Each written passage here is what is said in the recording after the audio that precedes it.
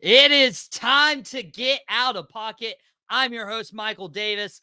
On the Boom Broadcasting YouTube channel, we have had a fantastic start to our week, guys. It is more than happy. I want to say thank you guys for watching yesterday's episode. Didn't do it live, but still wanted to bring you content. I was on the way to Matthews, North Carolina for the Weight Room Revival with my dad. And that was fantastic. Speaking of my dad, we are dropping our Dad and the Boys later tonight. It will be posted around 7 o'clock if there's no more technical difficulties, and that will be available for your viewing pleasure. Okay. Now, we got to have a huge show in store for us. I'll have some guys later on to predict some NFL. We got Podcast Smitty in the YouTube comments. And since we're live, you post on the YouTube, you get a shout out, just like Podcast Smitty did. And I can't wait to spend my Friday with you. Well, I also can't wait to spend my Friday with a guy who is talking a little bit of trash. Me and him were going back and forth backstage, so I'll bring him up. He's from ZWC Sports. He also works for the Outta Democrat. He started to become a little celebrity, making a few more of these appearances. We got Zach Colbert. Zach, awesome to have you, my friend. Thanks, Michael. It's great to be on here on the Boom Broadcasting version of Out of Pocket with Michael Davis. Yes, we moved, and dude, it is going absolutely phenomenal. Like, Chris, happy Friday. Chris just debuted his new show, Dugout Debrief. Him and Wayne had incredible debuts this week. Aaron had his debut on Sunday. It's been absolutely fantastic. Podcast saying, what's up, Big Z? What up, Smitty? Well, we have a huge slate of college football games for you. A little later on, I'll be talking about the Tua injury that happened last night. I'll be talking some NFL picks. But we got a huge slate of college football games in store, starting with tonight. Before we get into Saturday, we got to go through Friday night first. And it is a top 25 matchup. The Arizona Wildcats at Kansas State. That just kicks off an incredible weekend. Obviously, we previewed last night the Arizona State game. Arizona State did win. I'm sure Mike from Mouthing Off with Mike is happy about that. But Arizona coming into this ranked 20, Kansas State 14. Kansas State is favored by 7 right now, but they are playing one of the best receivers in the nation. I'm going to butcher his name, but it's Tetaroya McMillan. Not entirely sure how to pronounce that first name, but McMillan is a dog. Do you think he's going to help the Arizona team win this matchup? I'm going to go on a limb and say that we get Friday night college football schedule start off with an upset of sorts. You know, number 20 at number 14. It's weird to think that these two are now conference opponents. I mean, how crazy is that? How crazy is that? Speaking of how crazy, Mac asking Z, dude, I guess Z's your new nickname. Is Watauga at home tonight? Yep, against oddly enough, my alma mater, AC Reynolds. So it's gonna be hence the reason why I'm wearing the neutral stuff today. Oh, I was about to say, how are you going to feel when you're covering the game? How are you going to be feeling when you're covering Watauga versus your alma mater? I'm excited, yet I'm kind of dreading it at the same time. Well, that's going to be fantastic. He does great stuff with the Watauga Democrat. You'll be able to read his review after the game when he gets it written up. Dude's a busy guy. So glad he agreed as a friend to come on Out of Pocket and talk college football. Who'd you have that college football game? I got distracted with Watauga. I went with Arizona in that game. I went with the number 20 beating number 14. Dude, I feel like the same way. With Fafita and McMillan, I think that combination is deadly. McMillan already having 12 catches, 315 yards, 4 touchdowns through his first 2 games. I think Arizona takes that one as well. The other matchup, Notre Dame, ranked 18th right now. They're 1-1. They're playing Purdue. They opened up the year with a big win over Texas A&M, but then they crapped the bed last week at home against Northern Illinois, 16-14. Marcus Freeman, the head coach of Notre Dame, has been under criticism, which you always are if you're the head coach of Notre Dame and you lose at home like that, especially early on in the year. Do you think they bounce back against Purdue? Notre Dame currently an 8-point favorite. I think they do. It's like I'm gonna take a page from an old football coach that's up here. You don't want one loss to become two losses in a row. And I mean, right now you're kind of at that part in the schedule where it's not danger time yet. But if you lose this one again, you're in trouble. But I don't think that happens with Notre Dame. I think they pick up the win and hopefully right the ship. Oh, and dude, it's huge. It's absolutely huge for Notre Dame to win this game because, I mean, even Riley Leonard, the guy who transferred from Duke, I'll be going to a Duke game this weekend, getting to experience that. It'll be absolutely fantastic. I'm hoping. I should have worn my Duke gear today, but I'm saving that for tomorrow. Got the Rangers repping on Out Pocket, and probably be wearing this for Dad and the boys a little later on too when we get to drop our episode tonight. But dude, Riley Leonard, 0 touchdowns, 2 interceptions throughout the first 2 games of his college career at Notre Dame. That's not a good look if you're the quarterback expected to save Notre Dame. No, absolutely not. And a lot of people tend to forget when Riley Leonard was at Duke, who was his last game against? Notre Dame in Durham. And that was probably one of the biggest atmospheres they had ever had. So, going to Notre Dame, I mean, hopefully he can right this ship. I mean, and you and I have seen what he can do over the last few years. Yeah, I mean, he's a quality quarterback and good kid too. Like even though he transferred from Duke, and I'm really upset about that, there is a part of me rooting for him a little more than Mike Elko, the coach who went to Texas A&M, and Riley Leonard be his old coach. That must have been feeling good. It's like if Brady were to beat Bill Belichick, but I'm not going to rag on Zach with his sports podcast to me saying he hoped McMillan wins the Heisman. And it's like Notre Dame, what happened? Podcast Smitty holds no punches. The host of Quick Hits. Somebody who could eventually win a Heisman, Jalen Milroe. It's Milroe time in Wisconsin this week. Number 4 Alabama at Wisconsin. That's no cakewalk. Against Wisconsin, the Badgers and Tyler Van Dyke leading the way for the Badgers. Alabama is favored by 16.5 points, Zach. Is that a lot? Who do you got in this one? Well, I've learned there's many certainties in life. You don't bet on certain teams, and you don't bet against Alabama. I mean, even with or without Nick Saban. I mean, they've proven that. And when you're not top 5, but this will be a test for them at Wisconsin. Tough Big Ten crowd. I think Alabama gets the win, but by 16 points, I think a little bit closer than that. Yeah, it's got to be closer than that. As much as I love Jalen Milroe, and I really do love Jalen Milroe, he does great work for Alabama and Crimson Tide. I even was playing Madden last year, and I was laying in bed like playing, and we download college draft classes, and I'm like, ooh, I want to pick Jalen Milroe. Oh, and he was actually pretty good. He was a good backup to Dak Prescott. So maybe that's how real life works, but I'm going upset route, Zach, with this one. I think if it was in Alabama, it would be a different story. Wisconsin obviously had cupcakes with Western Michigan and South Dakota. They won those games by, a couple scores, but they have Alabama this week at home, and then they have USC next week on the road, or in 2 weeks' time. They have a bye week in between. These are 2 very pivotal games. If Wisconsin wants to leap up into the college rankings and make a statement, they need this win just a little bit more than Bama. So, guys, if it's wrong, don't come at me. My @ for X is not in the description, but if it's right, yes, it is. It's right under my name, and you guys can say I was right. The next game we want to get into is another ranked team on the road. This is the Oregon Ducks, ranked 9th in the nation.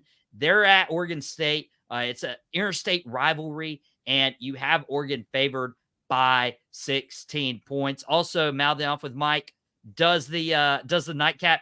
He started shouting you out, ZWC, and then he had the exclamation point. So he's excited. Oh, yeah. Oregon State, who you got in this one? I'm going Oregon. I'm going with the Ducks. I mean, It'll definitely be a close one. I mean, I fully expect that. Rivalry games always tend to bring that out, and everyone also happy Friday 13th watching for the spooky. Well, hopefully there's no scary stuff tonight.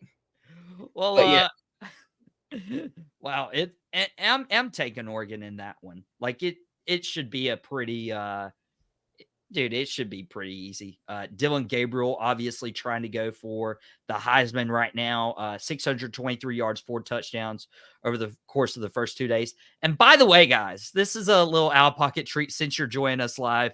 Instead of saying you're going to go take a poop today, say you're going to take a spooky dookie.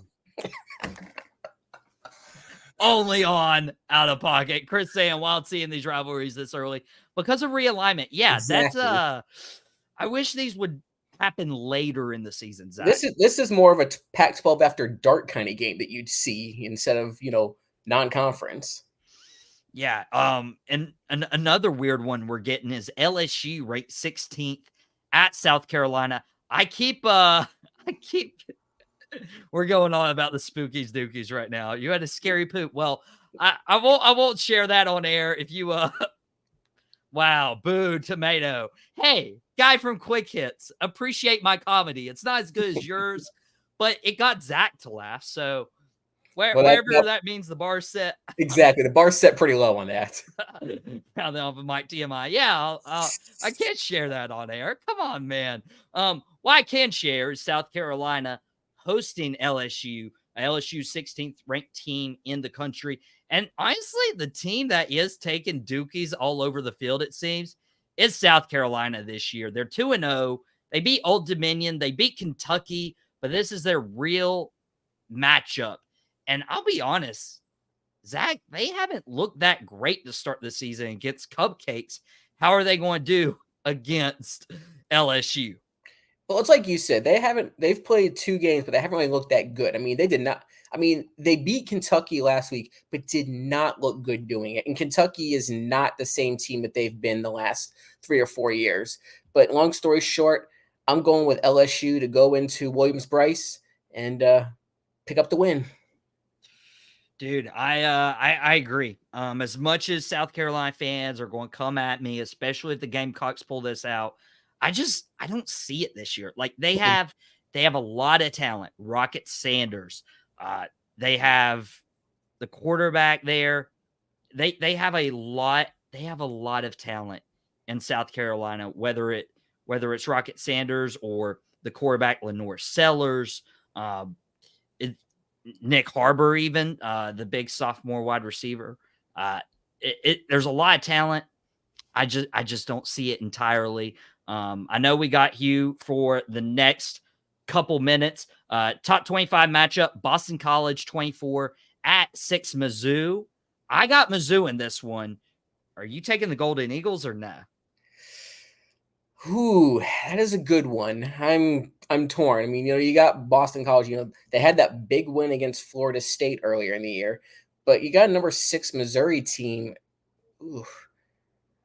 And to be fair, Missouri has not given up a point yet this season.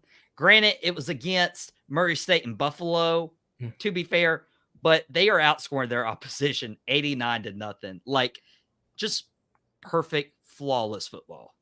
Yeah, and I feel like, you've got I feel like Boston College to the football playoffs. I don't know about that, Chris. Dude, if they pull off this Mizzou upset, maybe? I think their stock rises if they do, but I feel like, Missouri's going to win this one, but they're going to give up some points in this one. I mean, there's no way that they should go 3 straight shots and shut out a top 25 team.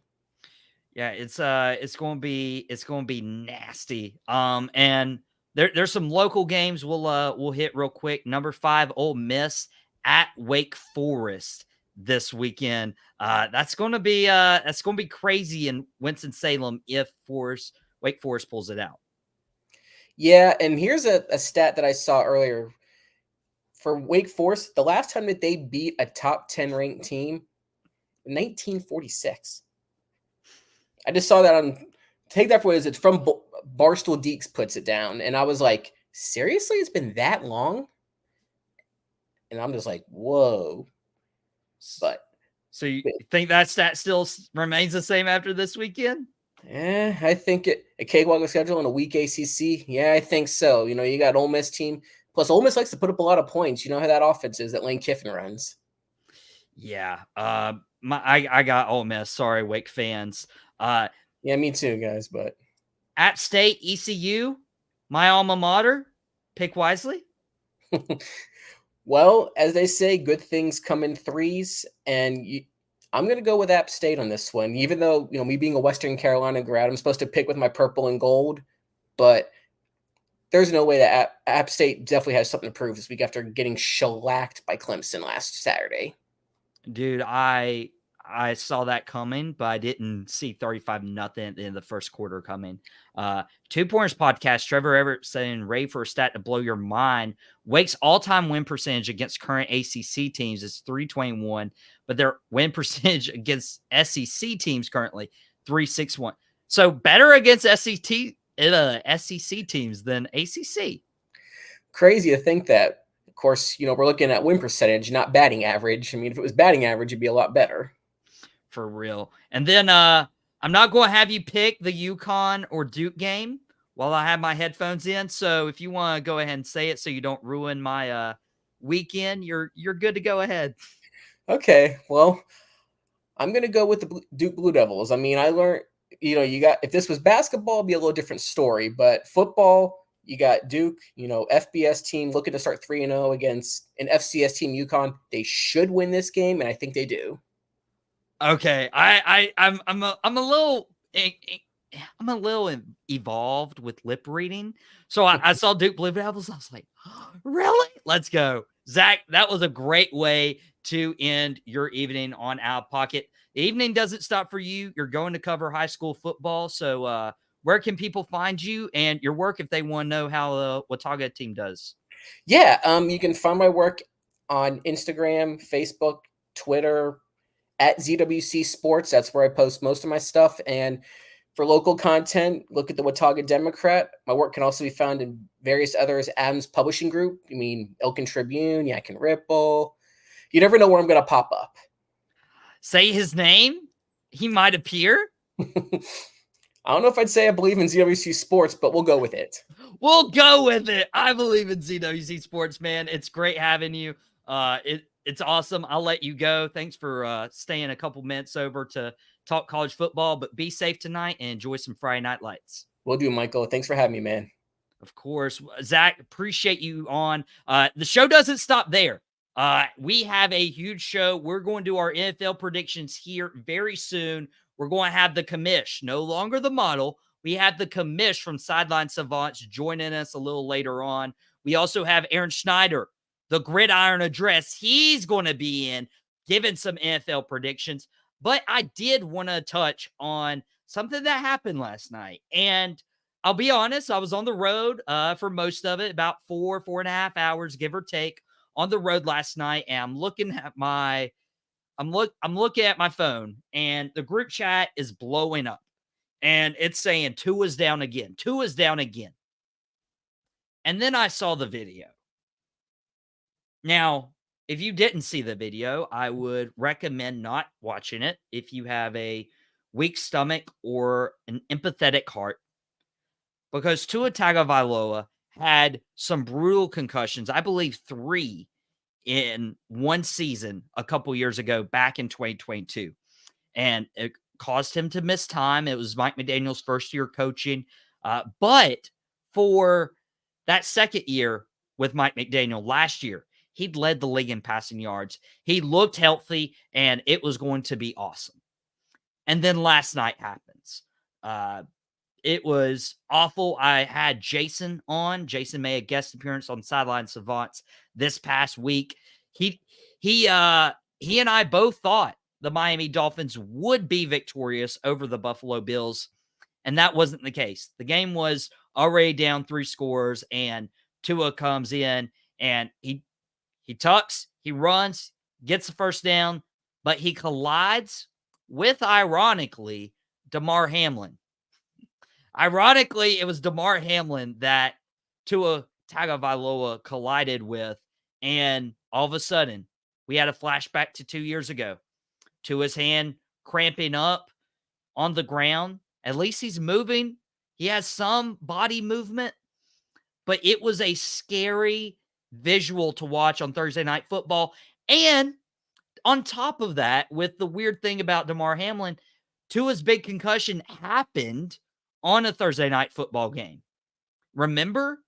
He originally suffered it on a Sunday, and then they're like, hey, let's play you on Thursday. And, of course, that situation happened to Tua Tagovailoa. It's unfortunate. It's really, really unfortunate, everything that happened. And I don't like it. I hate it, as a matter of fact, because Tua has gotten some hate on Boom Broadcasting by some of our other content creators, but he's a good quarterback. You don't lead the league in passing yards if you're not a good quarterback, okay? We've seen some really great receivers with some really crappy quarterbacks, and the receivers just haven't gotten the ball. That is not Tua. Tua is good, but he's not healthy right now, and that's super unfortunate, and I hate it for him because the NFL needs players who are exciting like Tua. Now, I mentioned a couple years ago on Out of Pocket that they should really do away with Thursday night football games because, yes, it makes you a lot of money. Yes, I love football. The fact that I can just get away with not watching football on a Tuesday and a Wednesday, those are two of my busiest days, and I can watch football from Thursday to Monday. Yes, as a fan, I love that. But as a fan, I don't love seeing our star players go down like Tua did last night. And the fact that there was a situation happen 2 years ago with Tua with concussions on a Thursday night football game, and for it to happen again this year just shows Thursday night football is not enough time for these players to regroup, to heal their bodies, and go into basically a car wreck every single play. Like, this is so unfortunate. As a football fan, and Jason agrees with me. Jason was on Out Pocket with me yesterday previewing this Dolphins-Bills game. We were so excited. We were like, these are the two AFC East powerhouses. Patriots, they'll crumble eventually. Jets, they're already crumbling. But and it also hurts fantasy football owners. So if you like fantasy football, you hate Thursday night football. If you're a fantasy football guy, we'll have Wayne from Sideline Savants here in just a few moments, and they're going to talk about fantasy football and everything. Also, Wayne in the comments, say his name and he appears. Jason's only mad because he called the game terribly. Wayne, just so you know, that's not the case, because I called that game terribly, and I'm still upset because Tua should still be playing. And you cannot convince me that Tua would not be healthy now if that game happened on a Sunday rather than a Thursday. Chris saying the Thursday night football games are throwaways half the time too. Honestly, I get it. Like, you got to make games enjoyable at least. But come on, next week we get the Patriots and the Jets. Why are we watching those two teams in prime time? Are you going to make sure, and I'm sure it's football, most of the people are going to do it, but are you really going to carve time out of your schedule to sit down and watch nothing but the Jets and the Patriots for 3 hours? Come on. I mean, there's some good Thursday games, but not every team deserves to be on Thursday night football. Podcast Me, we believe in player safety. Plans to expand the season to 18 games. I love football, and I miss football for 6 months of the year.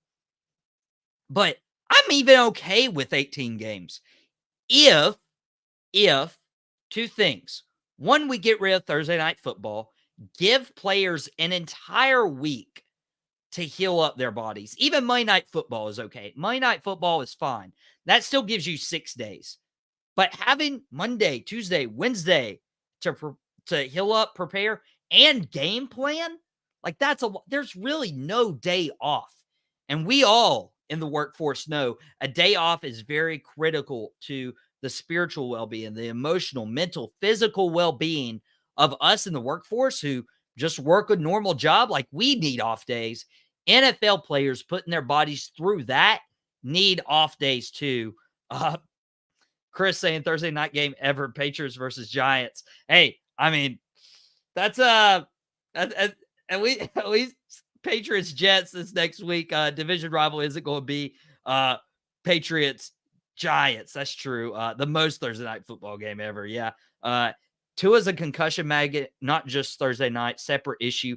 I don't think it is.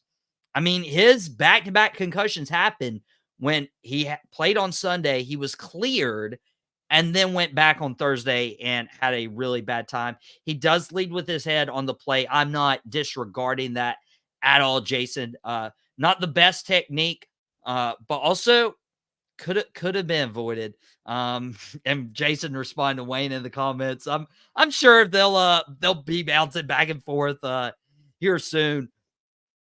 Guys, I was really upset about this. Aaron in the comments, we need to talk about how America's still punishing Germany for World War II with that Giants-Panthers matchup this year.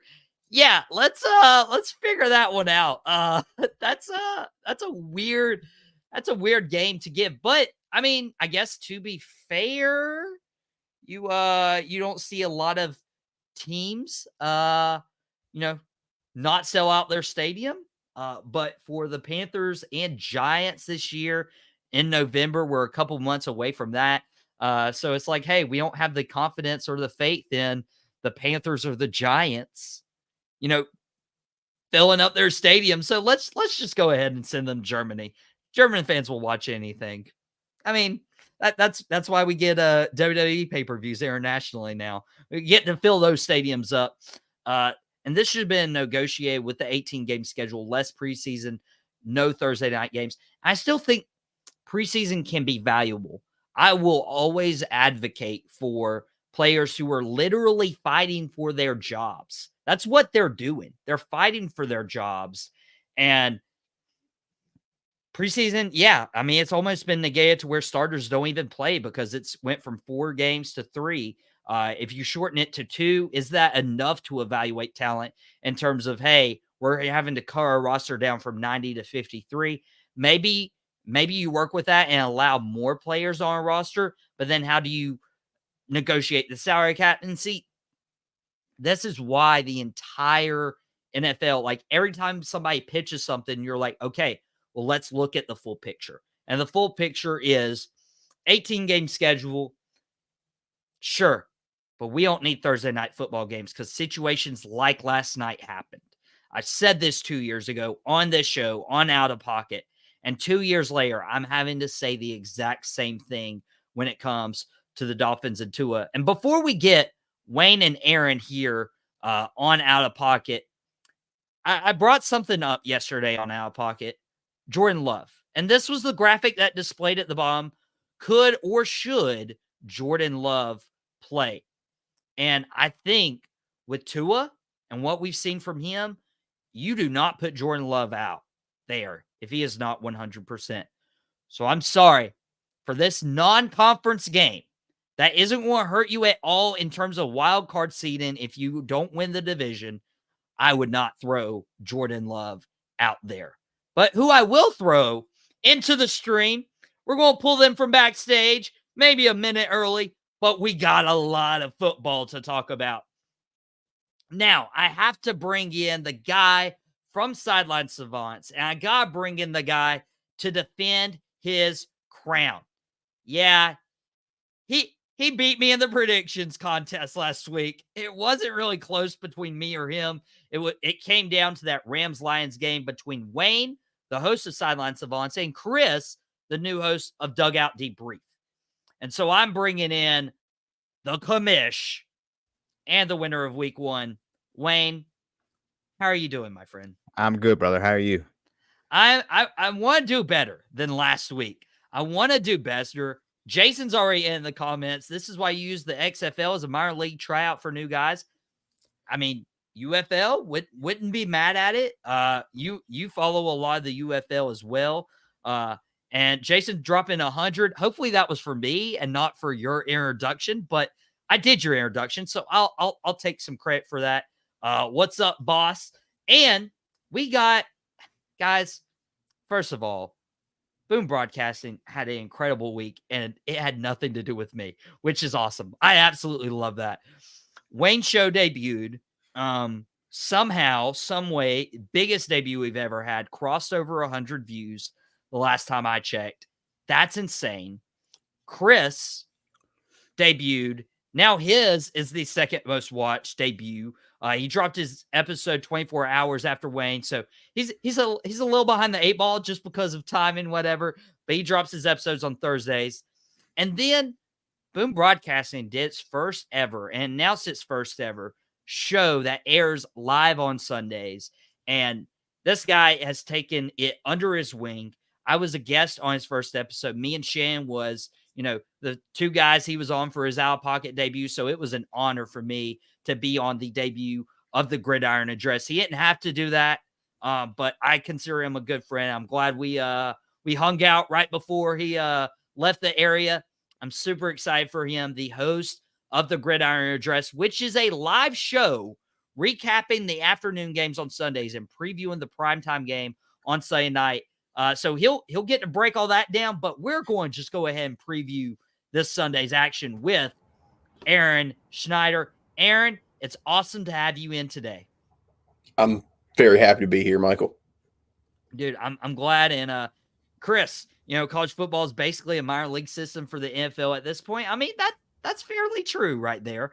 That's fairly true. Well, I mentioned it. Wayne won his NFL picks last week. And so I threw some games around. We're not going to cover all the games because there's a lot of games, and some of them honestly don't matter. No offense to any fans there. Aaron, what else did I win last week? I don't want to talk about it. You won a couple fantasy football games against me. That's what else you won. That's right. It was a rough week. We're going to bounce back, though. Got to believe we're going to bounce back. Maybe Kyler Murray can actually throw Marvin Harrison Jr. the ball this week. That would be great. That would be great. Sideline Savants ain't stopping until we're going for thousands of views. No hole, baby.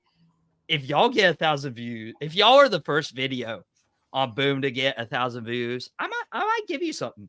That might be a treat from the press to see what video gets the first 1,000 views. That is a tough task, but I think, in the words of the great legend, wait for it, Derry Barney Stinson, challenge accepted. That sounds like a challenge accepted. The challenge I'm accepting this week is to beat Wayne and Aaron in NFL picks this week. So I'm going to throw some games at you, starting with the game that my dad and I are going to be previewing on Dad and the Boys, dropping a little later tonight around the 7 o'clock hour. Might be 7:30, depending on technical issues. We got the Saints at the Dallas Cowboys. Dallas opening the season was undefeated at home in the regular season last year until they suffered a postseason loss to the Green Bay Packers. Dallas is actually favored by 6 in this one. Wayne, you talking big game after winning fantasy football twice against Aaron. After winning the picks last week, you have a huge target on your back, buddy. Who you got? Saints, Cowboys. So, did you see that Saints defense last week? I did. Did you see the offense they were playing last week? And that's what I'm getting to. Yeah, the Cowboys are going to crush them. Yeah, Wayne's I'm just messing around. Cowboys are absolutely going to crush them. Saints defense looked pretty good. Carr actually looked pretty good as well, but they're playing a whole different team. And that Cowboys might be top 5 team in the NFL right now. So, well, I did throw them in my top quarter rankings. I did have them 3rd. Spoiler alert. You can see the 2 teams I ranked ahead of them, one being an NFC team, one being an AFC team. Jason's got the Saints beating the Cowboys. Jason, obviously a Giants fan, having some bias in there. Podcast me saying quick hits will hit 1,000 views first. They just dropped a reel on the Boom Broadcasting social media page. You can go check that out. That's just a quick version of quick hits, that reel. Shannon always cooking. Andrew, thanks for joining us. And he said, I know y'all saw Jaden Daniels got offensive rookie of the week. Yeah, it's week 1. Guess who else got offensive rookie of the week? And they RG3. also pretend that rookie offensive linemen just don't exist at all when it comes to those awards. Like, I feel like Joe Alt had a way better case. He handled himself really well against Max Crosby, who's an elite edge rusher in his first game. I don't think he gave up a pressure against Crosby. Granted, it was only like 10, 15 snaps against him, but still, he did really well against one of the better pass rushers in the league. Oh, and 100%. And Tyler Guyton for Dallas, holding his own against Myles Garrett, one of the best pass rushers in the league. So two very good offensive linemen who will probably have long careers in the NFL. And that's why Jayden Daniels got Offensive Rookie of the Week. Aaron, who you got? Wayne's got the Cowboys. Jason had the Saints in the comments. Where are you going? I got to agree with Wayne. I think the Cowboys are going to crush them. I think we're in a cycle where we think that Derek Carr is better than he is because Carolina has proven time and again to just be an absolute shell of a team that has nothing going for it. Just lost the best defensive player they had. Derek Brown's out for the season.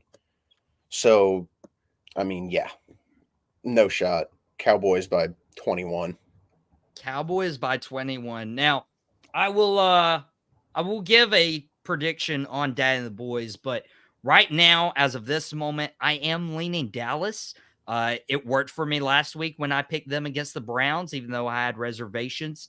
But the Saints might be missing one of their offensive tackles. Mike Zimmer dials up pressure, and it's going to be a challenging game. It's going to be a fun game, but I got Dallas probably, let's say, by 12 or 13 points. We'll see what I side in on. I'll give an official point differential on Dad and the Boys. Next matchup we have Detroit Lions hosting the Tampa Bay Buccaneers. Obviously, Lions getting a big win over the Rams last week. Didn't see that coming. Bucks also starting the season 1-0. Aaron, you think your NFC South rival will pull it out, or do you have the Lions still in one at home?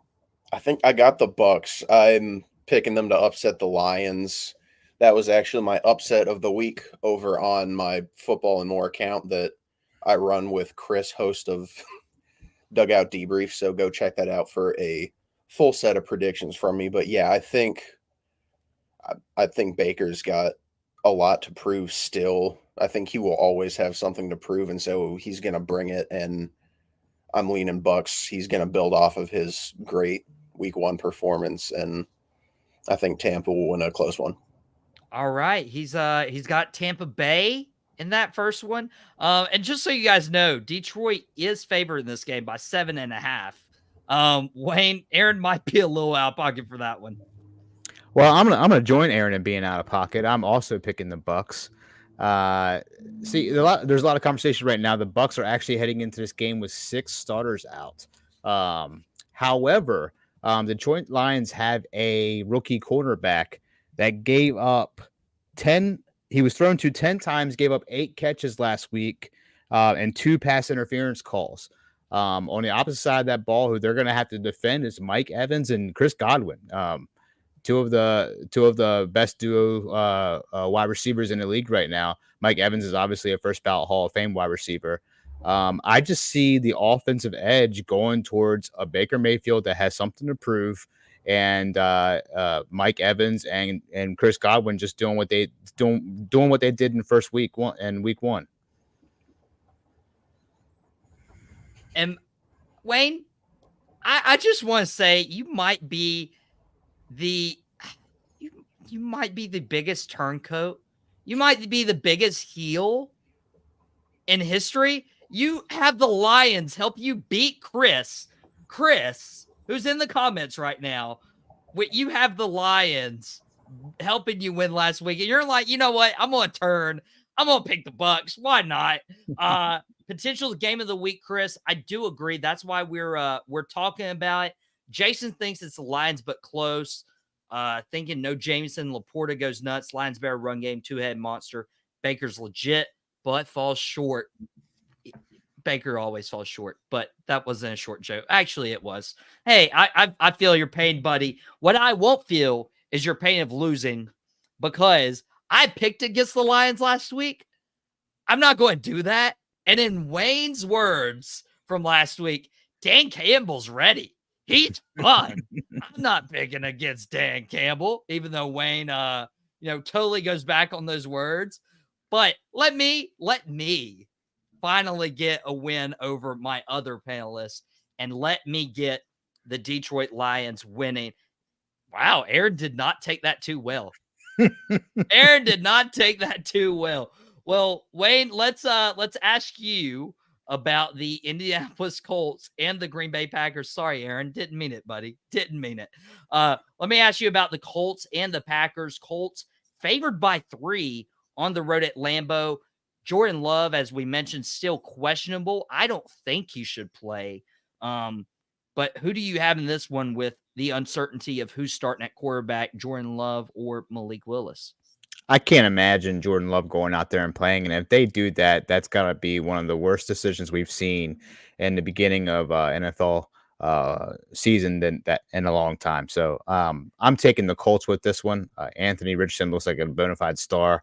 And with an offense on the other side that doesn't look like they're going to do much without Jordan Love, give me the Colts. Give him the Colts. I'm torn on this one. Like, I really am. It would help to see who's playing at quarterback for this one. So while I continue to stall, I've convinced Aaron to come back. So, Aaron, you're saving me a little bit. Sorry for hurting your feelings, for picking against you. But Colts, Packers, with the uncertainty of Jordan Love, who do you have in this one? I think the Colts handle it. I don't think that they're not going to play Jordan Love. It would be idiotic for Green Bay to put Jordan Love out there. And Malik Willis, I just don't think he's going to be good. I'm a big Anthony Richardson believer now. I think he's going to handle it against Green Bay. He thinks he handles it against Green Bay. What I think happens is I'm not entirely convinced about Malik Willis. I think he would do better against his former team, the Tennessee Titans, in a couple weeks if Jordan Love doesn't play that game. And I know I picked the Colts and they let me down against Houston, but Texans are a lot better than the Green Bay Packers. Give me the Colts. Colts, by the way, this is your last chance. If you prove me wrong yet again, I'm not going to pick you the rest of the year. Just FYI, mark it down. It's not going to happen. What is happening is an NFC West showdown. The Los Angeles Rams try to bounce back after their Week 1 Sunday Night Football loss to the Detroit Lions, and they're going to the Arizona Cardinals. It's Matt Stafford, Kyler Murray. Aaron, you were a little upset about Marvin Harrison's production. Do you think Marvin Harrison contributes to an Arizona win, or do you have the Rams going 500 to start the year? I think the Rams get this done. Cardinals look rough Week 1. I'm losing faith in them quick. I just hope that Kyler can actually get Marvin Harrison Jr. the ball, because I have no one else to start in his place. It's him or Rashad Bateman, and I know how Wayne feels about Rashad Bateman. So no shot I'm picking against the Rams there. I think they're going to look great. Cooper Kupp's going to continue to look good. I'm sure Puka's got a big game coming up soon. I think the Rams handle this by 10 plus. He's like, man, this is going to be a double-digit blowout. Meanwhile, the Cardinals are favored by 1 going into this game. Wayne, what do you see happening with this NFC West showdown? These division games are important. First of all, since we mentioned Rashad Bateman, I just have to say I can't believe Lamar Jackson went for Rashad Bateman in his own except for Zay Flowers. Anyways, oh God. So I'm going with the Rams. He's going to Rams. I can't pick against the Rams, honestly, at this point. I still think Sean McVay's a better coach, I think last week was just a good matchup against two really good NFC teams. Rams can't afford to go 0-2. I got the Rams in that one as well. Clean sweep on the panel. There's a matchup I want to talk about, though. We got the Pittsburgh Steelers at the Denver Broncos, and people were like, why are you including this in your NFL picks on a live stream? Well, there's some uncertainty right there. Also, shout Jason. He's the only one picking the Cardinals. He's the only one picking the Cardinals. No Puka. Aaron Donald's retired. Ooh, dude. Jason might have called an upset right there. Who knows if we'll see those. But I'm going to say the Steelers Broncos is a game to watch out for. Russell Wilson currently questionable. Justin Fields played last week. But if Russell Wilson is able to go, this would be the team he just lost. Denver spent so much investing in Russell Wilson, and he crapped the bed while he was there. And now he's gone to Pittsburgh, and already, this would be his Steelers debut if he was to play this week in Denver. That's something. That is something. And this Steelers Broncos, even though it's not a division game, it's been a conference rivalry for quite some time, having some really good playoff matches in history. Wayne, I know you're a Ravens guy, but do you think the Steelers can pull it off no matter who's at quarterback? I think this is going to be a defensive game, a very low-scoring game, and no one wins ugly games better than the Pittsburgh Steelers. I'm going Pittsburgh with this one. He's going Pittsburgh. Jason going Pittsburgh as well. Aaron, play Renegade in Denver this Sunday. Here we go. Even though that was a Dak Prescott quote right there. Aaron, you got some thoughts? Yeah, I gotta go Pittsburgh. I'm not a fan of Bo Nix. We saw him pass the ball in week 1, how he passed the ball in college, in that he just did not throw it downfield. Look at his pass chart. It's kind of hilarious to look at, honestly, because it's exactly what you would have expected out of a Bo Nix pass chart in the NFL. And that Steelers defense is tough. For as abysmal as their offense looks, their defense almost makes up for it. So yeah, I think the Steelers win in an ugly defensive game. Now, here's why I know you guys are wrong and out of pocket. No offense, still love you guys. I'm taking Denver because there is one team who knows just how bad Russell Wilson is. If Russell Wilson comes out for this revenge game, they know exactly Russell Wilson's weaknesses, and that's exactly why they gave up on him and shipped him to Pittsburgh. Like, there is no way the Broncos would have any pride left if Russell Wilson was to come into town and win. And if it's Justin Fields, I'll be honest, I don't trust Justin Fields either. Like, I'm not a Justin Fields guy. Yeah, they started the year 1-0. They beat the Atlanta Falcons in Atlanta. But that's not Denver. Denver's still a tough team to play. Jack Thomas also saying Steelers D ain't ugly. But they could look ugly. I think Bo Nix is primed for a breakout game early on in his rookie career. Let me be different. Let me get the Denver Broncos. And that would be an upset because Pittsburgh on the road is favored by 2.5 points. I guess that's my upset of the week. But we also have the Cincinnati Bengals, Kansas City Chiefs. The Bengals are going on the road to Arrowhead. Kansas City on a 10-day rest period. Beat the Baltimore Ravens that Thursday night. Sorry to bring that up, Wayne. But they skate literally by a toenail because of Isaiah Likely's foot ending out of bounds. Lamar missing a wide open Zay Flowers that played before. So Kansas City could have easily lost that game. But the Cincinnati Bengals did lose their opening week game, and it was to the New England Patriots. And nothing looked right for the Cincinnati Bengals.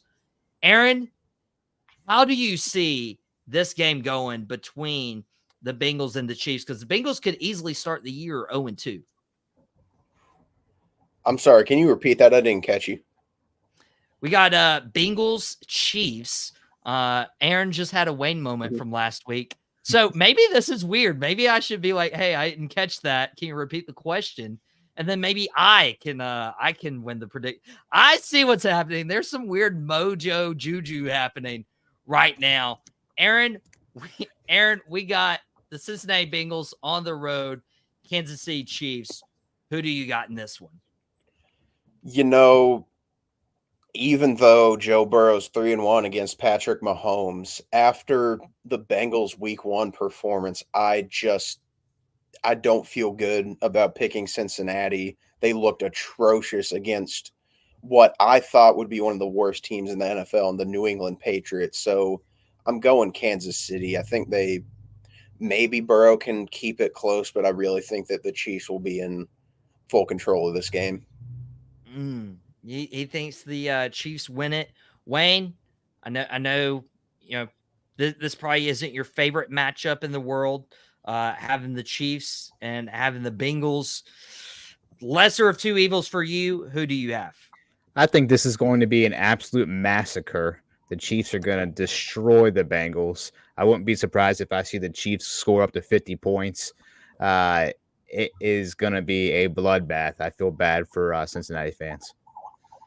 A Ravens fan feeling bad for Cincinnati fans. Nah, but you know what I mean. Only so bad. Yeah.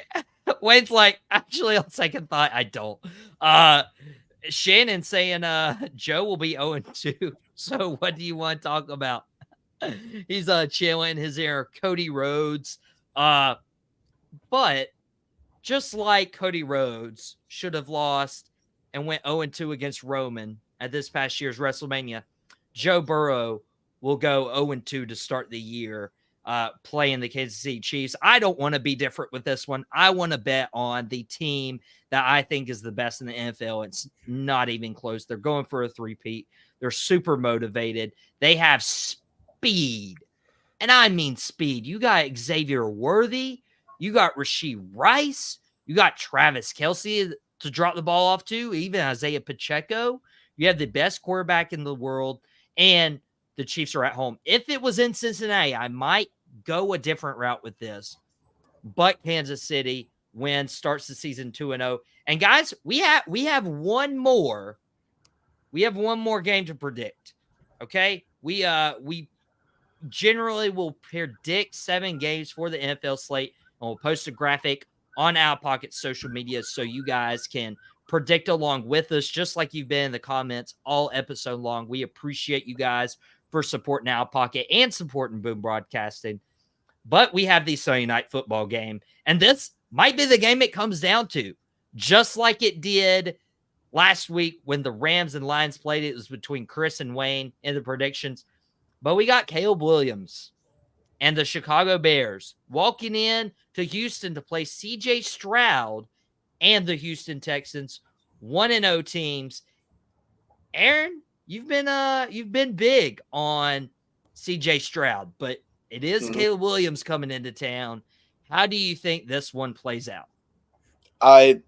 This feels like such an easy prediction. Houston's going to take it. The Bears looked atrocious in week 1.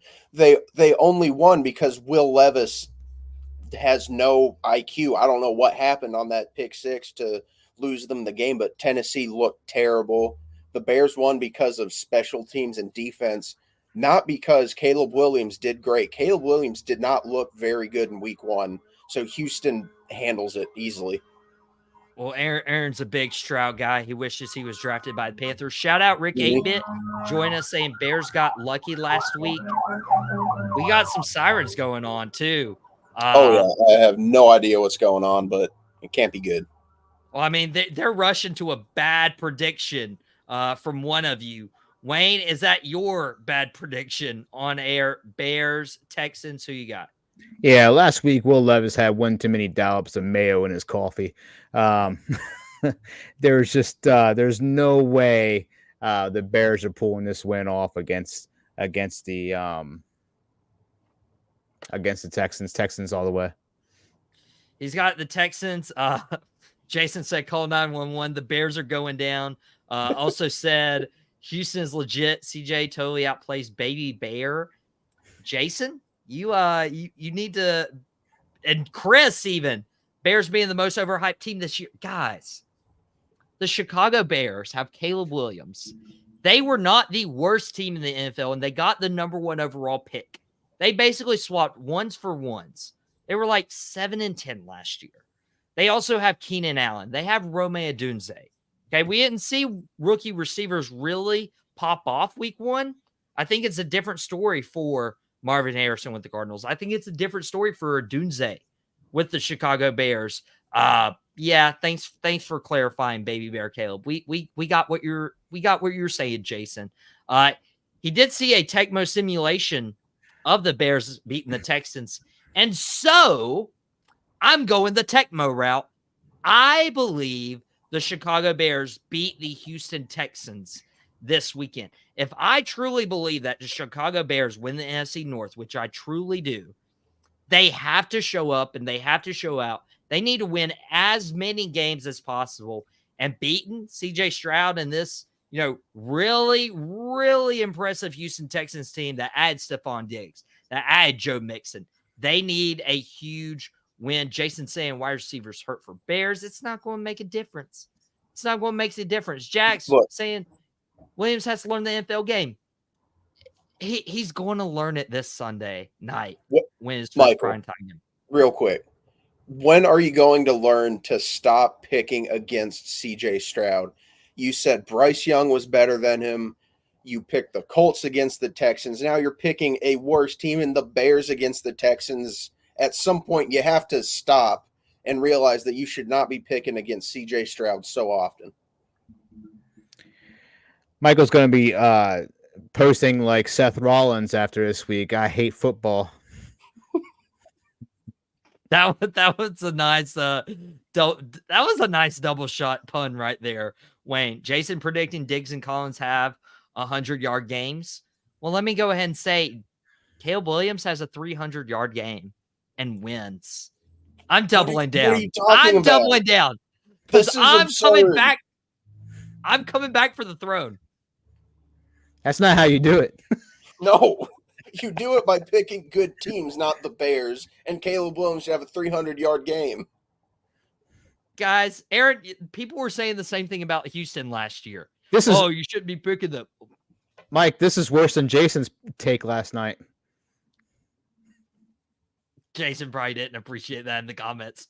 We're probably going to see it in the comments in 3, 2, 1. There's obviously a delay on Jason's lag. end. Yeah. There's definitely a delay on Jason's end. You gents have any possible touchdown scores for the week? Huh. Wayne, you're the fantasy football guy. You're there's Jason. I'm going Chris Godwin for sure against the Detroit Lions. And Aaron, I don't know if I should ask you because you did lose twice in fantasy football this week. So we'll just preface with that. Hey, look at who I lost to, though. He's got a fantasy football show. So can you really blame me, though? He clearly knows what he's talking about. I mean, he clearly does. I would say J.K. Dobbins against Carolina. Yeah. We're down our best run stopper. Derek Brown's out for the year. I think J.K. Dobbins is pretty likely to get a touchdown. By the way, Wayne, do you have any advice for me as I go up against Aaron in our redraft league this year or this week? I'll have to look at your team, then I'll shoot you. That's collusion, Mike. I don't do collusion, sir. Oh, it's not collusion. It's not collusion. But I mean, you need to give me a little bit of sympathy. I started Tua last night. Sure. Yeah. I feel you. I think I started Keon Coleman. So there's that. How was Keon Coleman last night? Bad. He did nothing. Goose egg. Didn't catch the ball. Wait till you see the newest episode of Sideline Savants, and you see what Jason did against me, and we'll all have a good laugh. Oh, MD gonna be salty again this week. Wow. Hey, Shannon, I'm gonna win these predictions. I'm gonna win fantasy football. Jack's saying right on. I'm assuming he's talking about me. No, he's not. There's no shot. Collusion is not the word for that. And Chris saying he had Coleman for an anytime touchdown. That's tough. That's tough. But guys, we'll Well, wow. Jason saying Charbonnet versus Pats is a sleeper. We got some good comments rolling in right now. Well, we just heard that Kenneth Walker is doubtful for that game, so Charbonnet is absolutely getting a touchdown. Wow.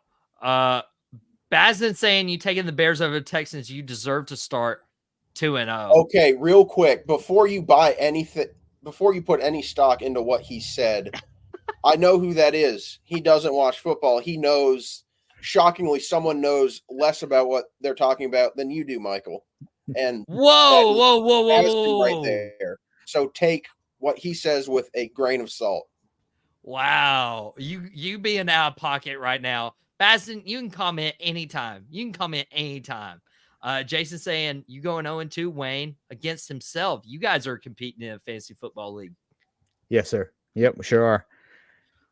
Wow. It's going to be a fun episode coming up. Like I said, there were some wild decisions already made, and the commission brings receipts, as I've mentioned before, and we'll have a good time.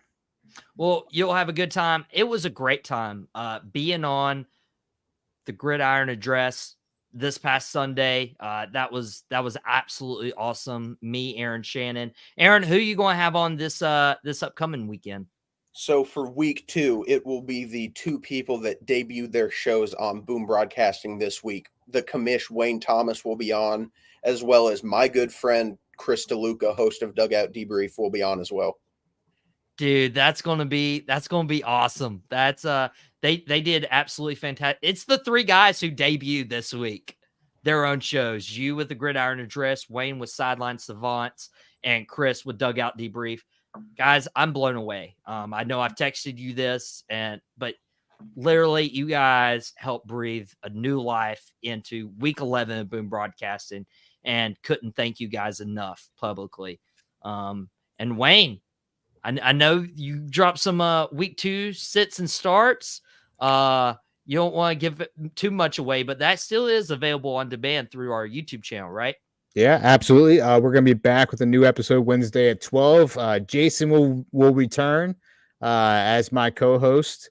We're going to have a lot of fun with what happened in the first episode, and we're going to go over our picks again and give you some new picks. That's awesome. The accountability there, really cool too. So Jason, you were talking big game in the comments. If you go 0-2 against Wayne this week in fantasy football, realize my comment was wrong. Meant to say 0-2. Hey, that wasn't directed towards me. Never mind. You can't comment. Coming up with nicknames, by the way. Wayne gave himself the commish nickname. Even though he vetoed our other fraternity nickname for him. And Chris getting the Duke, DeLuca, on as his nickname. That's we might workshop that. Speaking of, he's taking the challenge to get his video to the first of 1,000 views. Jason taking the challenge to get his video to the first of 1,000 views on YouTube. You guys can go support Sideline Savants with Wayne hosting. You got Jason. He's coming for you, commish. He's coming for you. And that's going to be quite the time. Wayne, I appreciate having you. Aaron, appreciate having you. Can't wait to see you, Wayne and Chris, chat it up this Sunday Gridiron Address between the afternoon games and the primetime game. And guys, I want to say thank you. Thank you for joining us today on Out of Pocket. We have a huge slate in store for you. Nightcap tonight, immediately following SmackDown, hosted by Mouthing Off with Mike. I'm not suspending him quite yet, because I really want to say what he says tonight as SmackDown moves over to USA. It will not be on Fox. It will move over to USA. So be sure to tune in your channels. Gridiron Address this Sunday, as I mentioned. Sideline Savants this past Wednesday. Over 100 views. The biggest debut in Boom Broadcasting history. Dugout Debrief dropped the day after. The second biggest debut in Boom Broadcasting history. Guys, it's been absolutely wild. It's been absolutely fantastic. If you enjoyed this, if you're enjoying our content and our content creators, please subscribe to our YouTube channel. Share this link with a friend. Say, hey, there's this cool channel. Want you to check it out. And Out of Pocket, we'll be back Monday. Dad and the boys will drop tonight. It's there's no technical difficulties. It'll be up before SmackDown starts on USA for your viewing pleasure. But this has been the Out Pocket with your host, Michael Davis, and we will catch you back here on Monday to tell you I won the NFL prediction contest. Well, that's it. I really hope you enjoyed it. We had a ball making it. Thank you.